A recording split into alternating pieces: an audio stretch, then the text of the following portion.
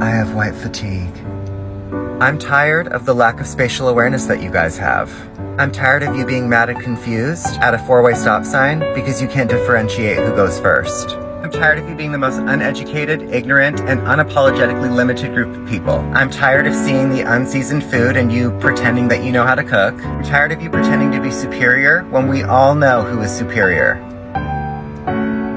Tired of you yearning for safety in public. I, as well as many others, just want to be by ourselves in public, and you always find a way to infiltrate our spaces. I'm tired of you unprovokingly attacking black women and black men for no reason other than being black. I'm tired of you justifying your hatred and violence simply because you're delusional, jealous, and obsessed. I'm tired of you existing on land that belongs to black Americans. We're also really tired of hearing about your bad hygiene stories. Figure that shit out. Greetings everyone once again. Welcome back to my YouTube channel. And if it's the first time that you're coming across my content, I will kindly request that you hit the like, subscribe, and the share button. And to my returning subscribers, I would like to take this opportunity to still thank you and encourage you to interact with this video through liking, commenting, and sharing. Well, in today's episode, I'll be reviewing about white fatigue, and this is a rising issue that has been present in the social media lately, and I hope that you watch this video to the end as I get to come at the end of it with my commentary. Thank you. Am I the only one that's starting to have white fatigue? Like, I'm fucking tired of you people. Like, I know at first the whole black fatigue was kind of big, but I'm about to explain how white fatigue is even more serious. The whole purpose of the black fatigue was just saying how we be robbing people, how we're aggressive as black people, how we're the usual suspects for 99% of the crimes. You'll see a black couple go to a restaurant, eat some food, and then just run off without paying the bill. And all the comments will be talking about the fatigue they got. Nobody wants to talk about how when there's just an evil, sick crime that goes down, like somebody unaliving both their parents, guess who the race always is? Or when somebody walks into school with a double-barreled shotgun, guess what the race is? That's why I'm starting to have extreme white fatigue. I can't be the only one that thinks y'all need to go into some extreme therapy. This story really put the icing on the cake. There was a little boy who unalived both his parents and threw a party over the bodies and nobody knew. And everybody can just go ahead and guess the race. White. Here are 50 things that have given me white fatigue, and the list could go on, but here are just 50. Karens calling the police on black people for just existing, mass shooters being described as troubled young men, cultural appropriation without any appreciation, white people in locks talking about spirituality, all lives matter, I don't see color, white creators becoming famous for watered down versions of black culture, profiting off of black trauma on social media, weaponizing white tears, white savior complexes in real life and movies. I have a black friend as a get out of racism free card, white teachers punishing black students for being disruptive, gentrification marked as urban revitalization, being followed in grocery stores like you don't belong, police called because someone looks suspicious, white led DEI training with no actual change, white people going viral for dances black people made. Why is it always about race with you? The obsession with controlling black hair, the criminalization of AAVE in schools and work, centering whiteness in conversations that aren't about them, singing the N-word because it's just a lyric, the legacy of colonization and pretending it's ancient history, slavery being taught as a necessary evil, internment camps being brushed over in history class, the Trail of Tears being summarized in a paragraph, mass incarceration of black and brown people, Confederate flags being called heritage, get over it, it was a long time ago, white people crying in HR and getting people fired, white tears when equity feels like a loss of power, denying white privilege when benefiting from it, whitewash media stories, white-run nonprofits helping black communities while not listening, demanding emotional labor while doing none themselves, wearing blackface as a joke, screaming reverse racism like it's real, appropriating AAVE, using it wrong, watching black playing like it's a Netflix genre, MLK quotes using to shame black protests, demanding calm from oppressed people while being violent, policing tone instead of hearing truth, stolen land turned into suburbs and golf courses, white men running diversity campaigns, asking can I touch your hair like it's normal, white people calling things ghetto while profiting from the aesthetic, voting for oppression and acting shocked by the results when everyone fucking told you so, posting black squares thinking that that's activism, not all white people when no one gaffs, and thinking black fatigue is about you. I can't say that I spend a lot of time hanging around racist white people, but I will say this. They will always find a way to make themselves out to be the victim. I had this one coworker in the past, let's just say her name was Barbara, okay? Barbara's this middle-aged white woman who has some racist views. One day, we've got a new girl. She's serving a table. It's full of like 8 bitchy Karens who are doing way too much. Basically, they just want to get their food for free. So they're sending everything back after they've already eaten half of it and saying like, oh, this was terrible. I didn't like this. I didn't like that, blah, blah, blah. Anyway, I felt so bad for the new girl because she's like on the verge of tears. Like she is so flustered. These Karens are being so rude, so mean for no reason. Well, they would just want to get their food for free. I said something like, man, I hope that new girl doesn't think this is what all of our customers are like, because they are not like that. Usually they're really nice. And this is like a one-off situation. And this is like her 3rd day at work and she's having to deal with this. I feel so bad. Barbara looks at me and goes, well, you know why that is. And I'm over here like, no, what? And she goes, it's because they're black. Immediately I shut it down and I'm like, this has absolutely nothing to do with race. That is wildly inappropriate to say. Like, I can't even tell you how many white tables I've had that have acted exactly like that and worse. I said, maybe it's because they're bitchy Karens who want their food for free, but it has absolutely nothing to do with the fact that they're black. So I felt like I set the record straight. I felt like we had an understanding, right? Anyway, Barbara goes home earlier than the rest of us. She took that opportunity to go and run and tell HR that I was discriminating against her as a Wisconsinite. Now, let me tell you what really happened. Barbara thought I was going to go to HR and tell on her for being racist. So she thought, let me go to HR first and report Axel first. Because then, whenever Axel reports me for being racist, it's going to seem like he's just making it up. And he's just mad that I reported him. So now he's making up a bunch of bullshit. And it's just retaliation. Very sneaky, very sneaky. Oh, the racist whites will always do that, won't they? They will always try to turn themselves into the victim. I ended up getting suspended for a week without pay, okay? And I lived paycheck to paycheck at the time, so that they could do an investigation into me and interview a bunch of coworkers and see if I was discriminatory against Wisconsinites. The most fucking ridiculous thing I've ever heard. All because Miss Barbara couldn't take accountability when she was caught in the act being racist. Don't worry, I ended up getting her back. She ended up quitting because she was like super embarrassed by the end of all of this. So anyway, we got her back. I'm not going to go into all of that, but we got her back and she learned her lesson, okay? I ended up really like laying into her. But anyway, just to my point, I was thinking about that today, and I was like, man, the lengths that these racist white people will go to rationalize and excuse their racism, to justify their racism, and to avoid taking accountability whenever they get caught in the act.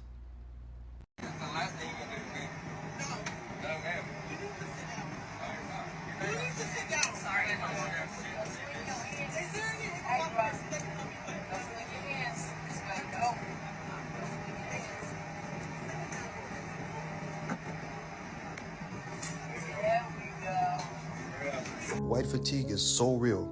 That man was on that plane, spitting on people, hitting people, refused to stay in his seat. And I don't want to hear black women talking about black men don't protect black women. When that black woman was in distress, this black flight attendant, it was a black man that came to help her.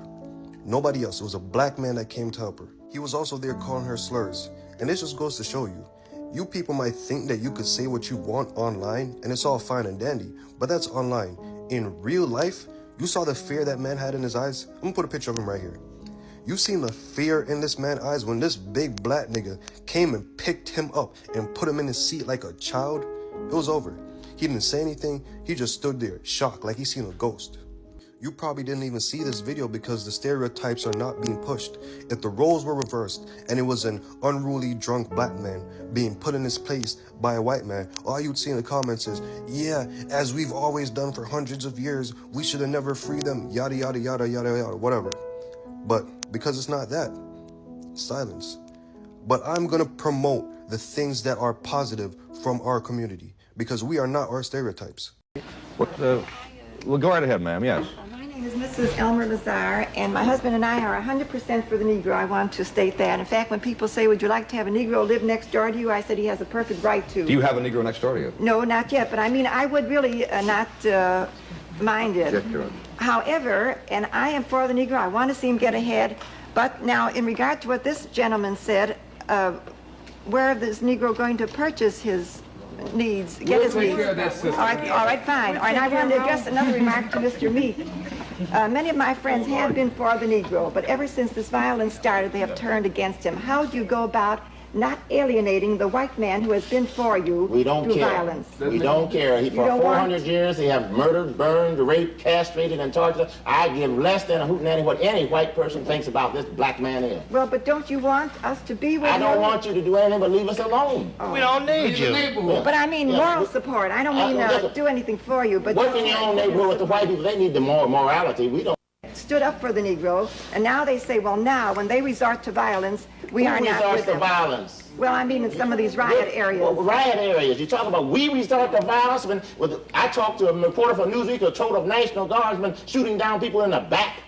Understand? As they're walking down the street minding their business, shooting in caliber machine guns. Yes, now, wait a minute, listen. You said about violence. Yeah, I get sick in my stomach when I hear a white person talk about violence. You're the most violent people in the world. You are born on it, you live on it, you're sick with it. You're saturated with it. We have been the most peaceable, law-abiding fools the world has ever seen. Well, perhaps our media of communication is misinterpreted then.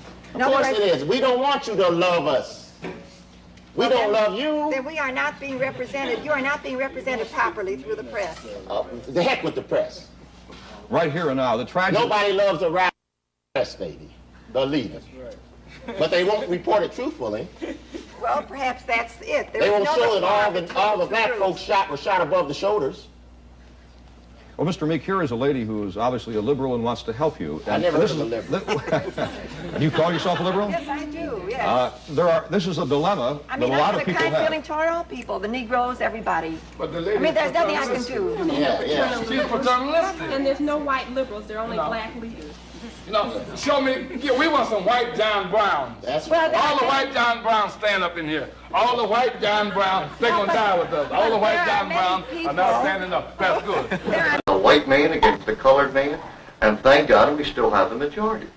We will not be coerced into hiring any colored person, regardless of his qualifications, as a matter of duress or as a matter of expedience. It's just that when somebody says he wants 25% in by, say, the 15th or 17th of September, you can't push people. We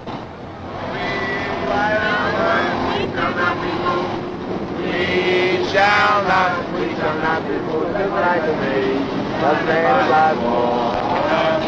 We shall not be moved. I think there's nothing wrong with a school that's 100% Negro. When the Negro can prove to the white man that he can live like the white man, then we will accept them. The only thing that scares me is the neighborhood all getting bad. And if we ever wanted to sell, naturally your house depreciation is the color get in. If they move in, the next step we have to accept is intermarriage. We can be sociable with them in work. We can get along with them and joke with them. Sure. But when we leave our job and close the door and we're on our way home, we want them to go in their direction and we can go in ours. Playing both the victim and the aggressor whenever you don't get your way. Treating the store like a daycare center and letting your badass kid run amok hyped up on Pixie Sixes and Go-Go Juice. Using the bathroom and not washing your hands. The quickness to call me racial slurs whenever you don't get your way. Lack of accountability. Lack of self-awareness. An unearned sense of entitlement to everything. Thinking you have more knowledge than the person who is literally trained to work there.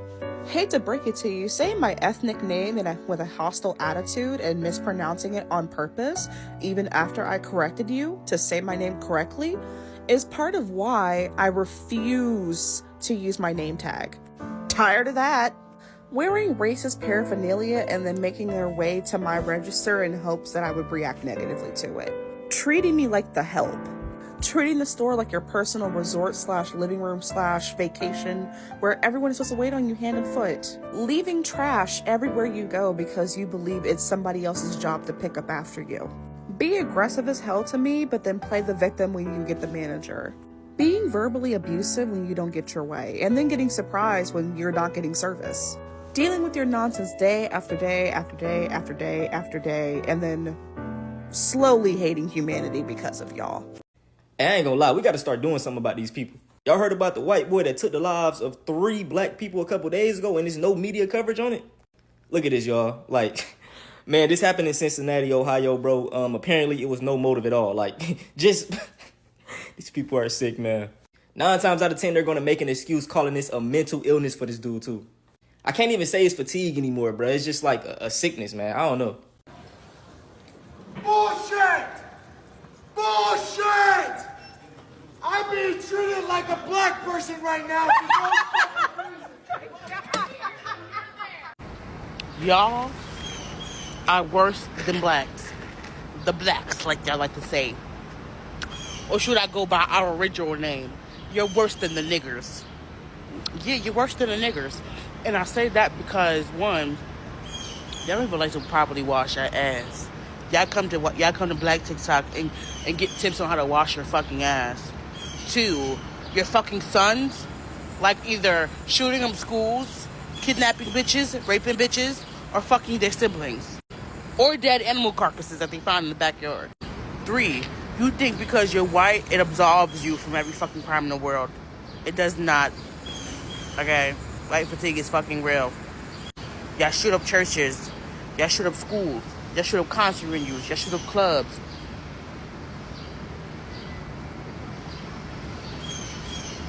Yes, we fight amongst ourselves as blacks, as niggers. But, be so fucking for real. Y'all are worse than us. Y'all commit the most incest. Y'all commit the most rapes, the most kidnappings. Let's talk about white fatigue. Good Lord and my dad's baby mama gave me what you call a snake's ass. So I gotta clench my butt cheeks to hold up my britches. And because of the lack of the sun and melanin on my ass cheeks, it's brighter than 2 squirrels fucking on a Wednesday back there. My ass cheeks are tired from holding up my britches. I had to go on www.getabelt.com, get a fucking belt to hold up my britches so my ass cheeks don't fatigue. That's when I realized why they call old army clothes fatigues. Because of white fatigue, essentially. Thanks for watching. And to the white people who's making videos about Leanne's pedal shop in Georgetown, Kentucky, y'all the real fucking MVPs, okay?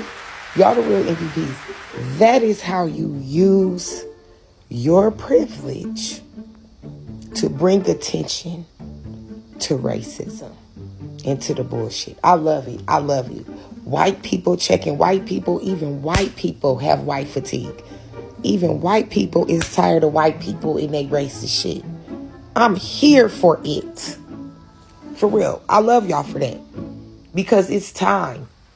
It's time to speak up. It's time to speak up. And the only way that shit is going to change, it has to change within y'all race. Y'all have to be the ones to do it. I see y'all pulling them weeds and replanting them seeds. Period. No. I'm just going to respond without a comment here to post or a video because I don't really care what they have to say and I'm not going to give them air to breathe on my page. But I have white fatigue. Yeah, I said it. I have white fatigue. I am so fatigued of the history of fucking selfish, greedy white people. White fatigue is a thing, even coming from the white people. I am so fatigued by you fucks. White fatigue. Oh, it's a thing. It's a thing. Same time, let's transfer that over to, I mean, there's a lot of unsafe things in this world. Like getting mugged by a black person is not the paramount unsafe thing. There's school shootings, there's road rage, there's all of that shit. Yep. And the primary people that commit a lot of those are people who don't have this skin. No.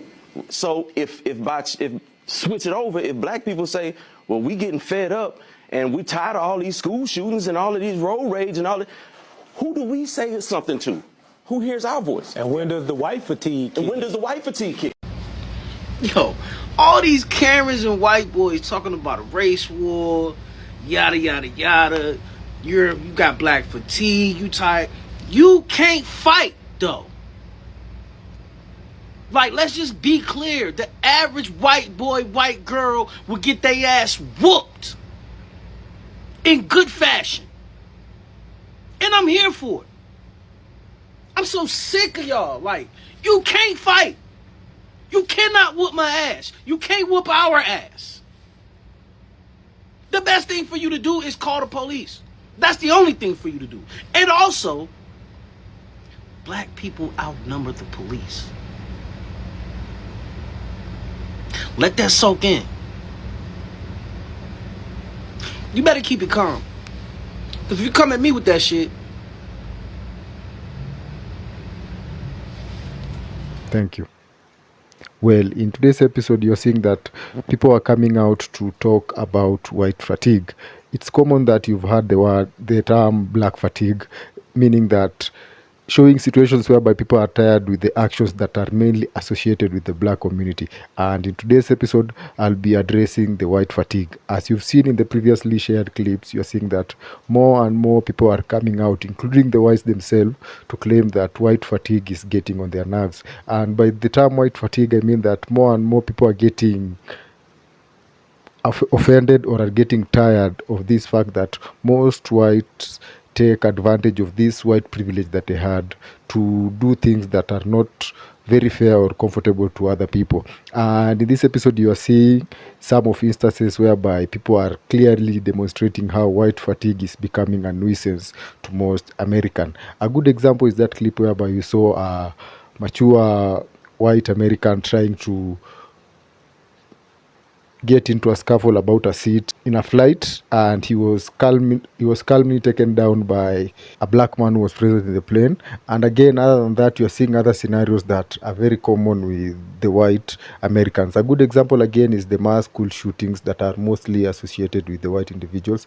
I'm not stereotyping or saying this out of malice, but most of the cases whereby you're getting to see mass shooting or school shootings are mostly committed by white individuals. And this is just one of the other factors that is leading people to say that white fatigue is really becoming a reality. Other than that, we are seeing cases of the Karens. As you all know, Karens are these white frustrated individuals who always take any chance to try and frustrate anyone that they deem shouldn't be where they are at the moment. A good example is when in the malls, you're seeing that these Karens usually come out to individuals, especially from the black community, calling them out or trying to make them appear as if they are a threat to them, even the fact that these individuals are totally unharmed and bear no threat to these individuals. And you're seeing that this habit has become so common among the white individuals to a point that everyone is now becoming tired of it. Other than that, we are seeing again another instance of white privilege whereby these white individuals, especially when it comes to the corporate world, you're seeing that more and more white individuals are being given privilege and are being given the first opportunity, that is in terms of promotions and all the other employment perks that comes with the white privilege, compared to the black individuals who are way more qualified or way more excellent in those fields. And despite of the fact that these individuals have worked in these industries for quite some time, it is not common for them to get promotions purely made on merit. And you're seeing that it's white individuals favoring their less qualified members into these positions of power. And again, if you've watched this video again, you'll notice that this notion against whites is not racially motivated or stereotyping. It's just a general feeling that most individuals have towards these whites who take advantage of the privilege that they have over the other less advantaged people of the United States of America. Also, when it comes to the racism claims and all the other racism acts that have been committed in the United States, you see that the whites actually come on top when it comes to committing these acts of atrocities. And a good example is the police force, where it is more common for a white officer to commit murder or, let's say, felonies against black individuals purely out of malice or out of hate. And this is mostly powered by the racist notions that these individuals have. And you'll get to notice that most of the time they usually get away with this, and it has gotten to the nerve of most people, as this is being seen as a white fatigue, whereby these white individuals are really getting on everyone's nerve. Other than that, white fatigue also manifests in multiple other ways, as you've seen in the video. I couldn't manage to highlight all of them, but up to this point, at least you have an idea what white fatigue is. And white fatigue is also, again, closely related to white fragility, whereby you get to see that these white individuals also have these feelings of tiredness or these feelings of being threatened or profiled, especially when it comes to cases relating to racism. And you'll see that in more interactions, you'll notice that most white individuals are usually faced with this racist claim. And true to the fact, most of them usually have this inherent habit, or let's say this inherent notion that they are better than anyone else in the United States. And having this notion and coming out to meet other individuals, it's quite common for these individuals to try and feel special, in which they usually act that way, but in the end, they end up getting into the nerves of everyone. As you've seen in this episode, more and more people are coming out to call out the whites, and hence we get to see this latest coined term known as the white fatigue, which is clearly describing how everyone is getting tired of whites who are acting purely based on the white privilege that they enjoy, which was formed by their forefathers, giving them edge over the other less privileged Americans. Well, this marks the end of this episode. I hope that you liked it, and kindly don't forget to hit the like, subscribe, and the share button. See you in the next one.